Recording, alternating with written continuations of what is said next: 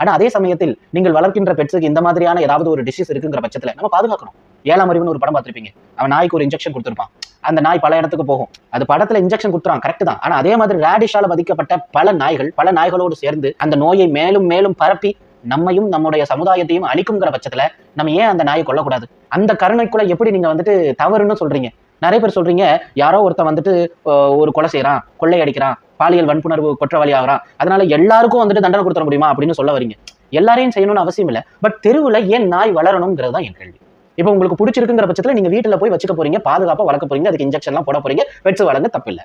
ரோட்ல தெரியுது, எந்நேரம் வேணாலும் எதாலையும் வந்துட்டு அது பாதிக்கப்படலாம். அந்த பாதிப்பை வந்துட்டு மற்றவர்களுக்கு அது ஷேர் பண்ணி விடலாம், பாசிபிள் இருக்கு. அப்படி இருக்கிறதுனாலதான் உச்சநீதிமன்றத்தில் இந்த வழக்கு பேசப்பட்டு தீர்ப்பும் கொடுக்கப்பட்டது. உங்களுக்கு அதெல்லாம் என்ன கஷ்டம், என்ன சிரமம்?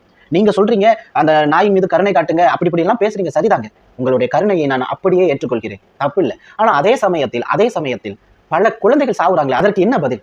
அவங்களுடைய உயிரை உங்களால திருப்பி தர முடியுமா? உச்சநீதிமன்றம் கேட்ட அதே கேள்வியை நான் உங்ககிட்ட திருப்பி கேட்கிறேன், உங்களால முடியுமா? குழந்தைகளுடைய உயிர் மட்டும் இல்லைங்க, பெரியவர்களுடைய உயிரும் இதனால போகுது.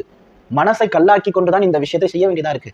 வாயில்லாத ஜீவன் எந்த ஒரு பாவத்தையும் செய்யாதது, ஐயோ பாவம். அது பாதிக்கப்பட்ட நோய் என்ன, அதனுடைய வீரியம் என்ன, நம்ம ஒரு மனுஷனை கடிச்சா அவன் செத்துருவான், எதுவும் அதுக்கு தெரியாது. என்ன பண்றது? காலத்தினுடைய